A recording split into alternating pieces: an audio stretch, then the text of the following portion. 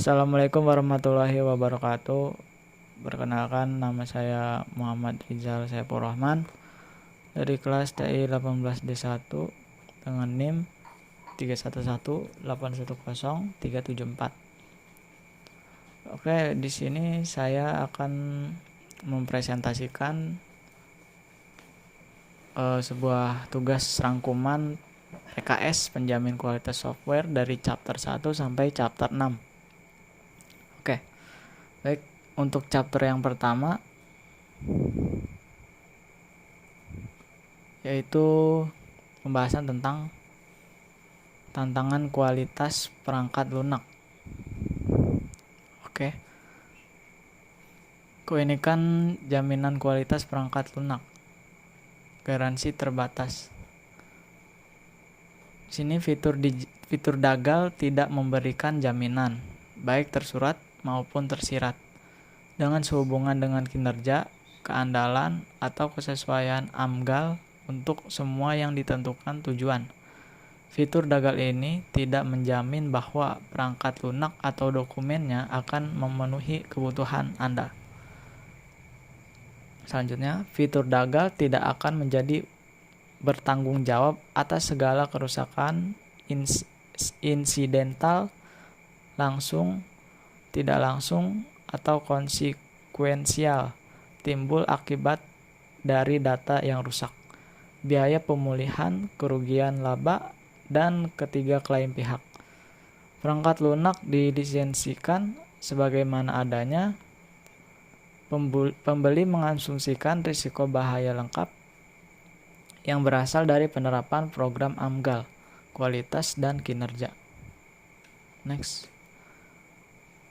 Oke, meskipun fitur dagal dan AMDAL adalah fiktif, pemeriksaan jaminan yang ditawarkan oleh pengembang perangkat lunak lain mengungkapkan pola yang sama. Penolakan ini sebenarnya mencerminkan beberapa mendasar antara perangkat lunak dan industri produk lainnya.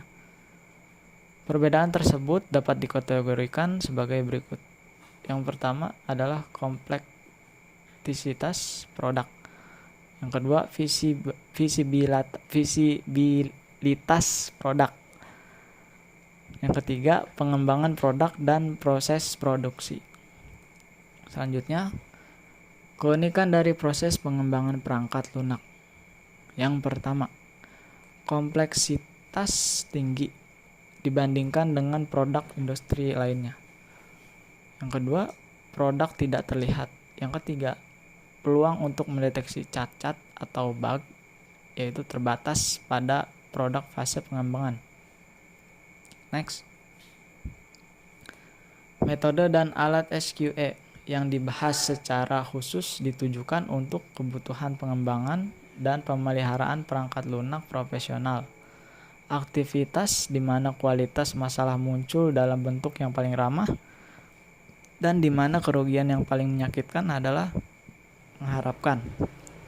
Oleh karena itu, metode atau alat apapun yang akan diterapkan tunduk pada lingkungan. Karakteristik kegiatan mereka yaitu kondisi dan komitmen mendefinisikan isi dan jadwal kontrak. Kondisi hubungan pelanggan pemasok seperti yang diwujudkan dengan kebutuhan untuk konsultasi dengan pelanggan dan memperoleh persetujuannya.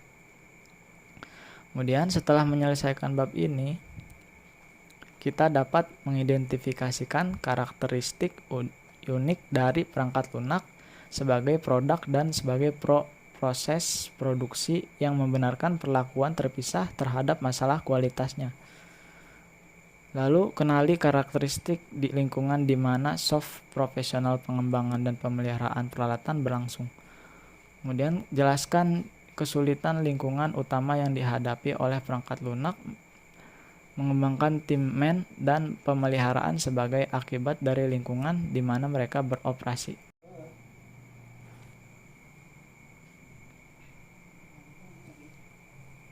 Selanjutnya yaitu chapter 2. Apa itu kualitas perangkat lunak? Perangkat lunak atau peranti lunak adalah istilah khusus untuk data yang diformat dan disimpan secara digital, termasuk program komputer, dokumentasinya, dan berbagai informasi yang bisa dibaca, dan ditulis oleh komputer. Suatu perangkat lunak atau software bisa saja berisi ribuan kode, bahkan jutaan kode yang diharapkan bisa melaksanakan pekerjaan dan tugasnya dengan semestinya, sehingga efisiensi dan efektivitas suatu pekerjaan bisa diraih.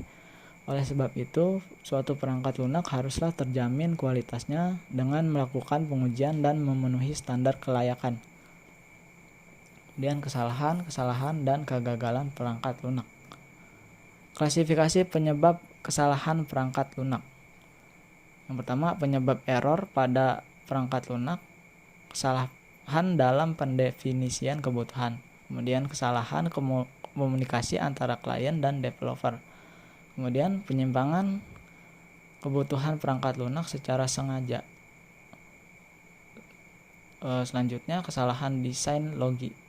Kemudian kesalahan coding, ketidaksesuaian antara dokumentasi dengan coding, kekurangan dari proses pengujian, kesalahan prosedur, kesalahan dokumentasi.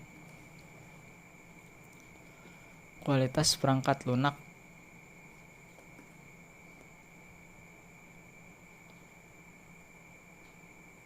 Adalah pemenuhan terhadap kebutuhan fungsional dan kinerja yang didokumentasikan secara eksplisit, pengembangan standar yang didokumentasikan secara eksplisit, dan sifat-sifat implisit yang diharapkan dari sebuah software yang dibangun secara profesional.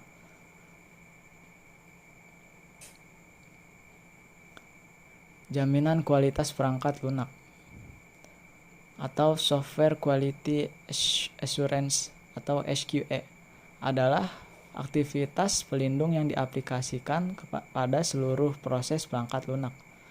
Tugas organisasi SQA adalah untuk memastikan bahwa perangkat lunak yang dihasilkan berkualitas tinggi dengan menyarankan praktik kualitas khusus yang harus diikuti oleh vendor dan memasukkan mandat kualitas sebagai bagian dari kontrak apapun dengan vendor eksternal. Oke. Chapter 2 sudah selesai. Kita next ke chapter 3. Chapter 3. Faktor kualitas perangkat lunak.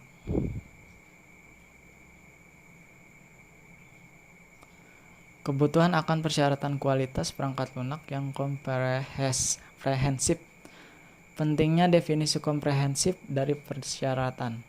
Ada suatu kebutuhan untuk definisi yang komprehensif dari persyaratan yang akan mencakup semua atribut dari perangkat lunak dan aspek dari penggunaan perangkat lunak, termasuk aspek penggunaan, aspek usabilitas, aspek pemeliharaan, dan sebagainya untuk menjamin kepuasan penuh dari pengguna. Klasifikasi persyaratan perangkat lunak ke dalam faktor kualitas perangkat lunak. Menurut McCall, terdapat 3 aspek penting dari suatu produk software, yaitu karakteristik operasional, kemampuan perubahan ketika software sudah berjalan, dan kemampuan beradaptasi terhadap lingkungan baru. Faktor operasi produk. Menurut model McCall, 5 faktor kualitas perangkat lunak termasuk dalam kategori operasi produk yang semuanya berhubungan dengan persyaratan yang secara langsung mempengaruhi pengoperasian perangkat lunak sehari-hari. Faktor-faktor tersebut adalah sebagai berikut. Yang pertama adalah kebenaran, keandalan, efisiensi, integritas, dan kegunaan. Faktor transisi produk. Menurut McCall, 3 faktor kualitas termasuk dalam kategori transisi produk. Kategori yang berkaitan dengan adaptasi perangkat lunak ke lingkungan lain dan interaksinya dengan sistem perangkat lunak lain. Struktur model alternatif.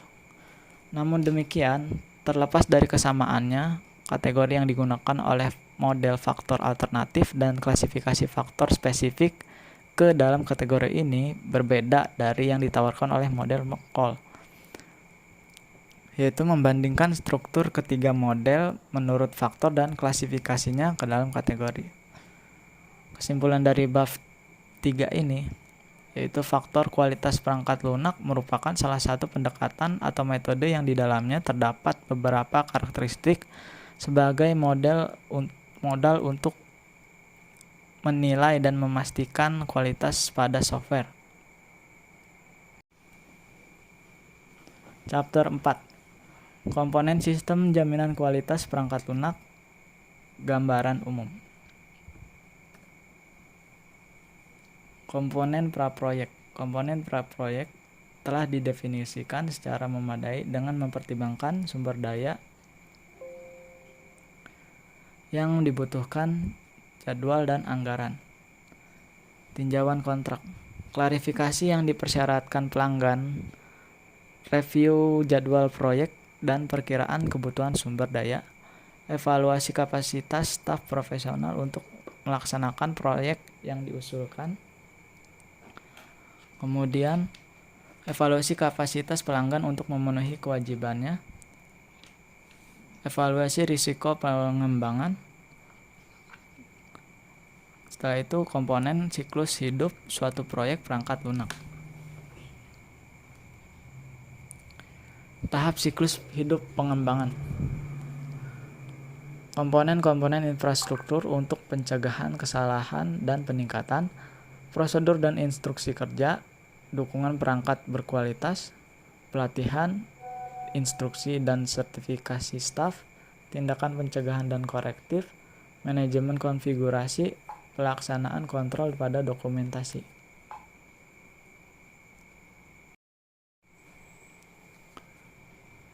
Oke, yang selanjutnya chapter 5, pembahasan tentang peninjauan kontrak. Proses peninjauan kontrak dan tahapannya. Beberapa situasi dapat menyebabkan perusahaan perangkat lunak atau pemasok untuk menandatangani kontrak dengan pelanggan.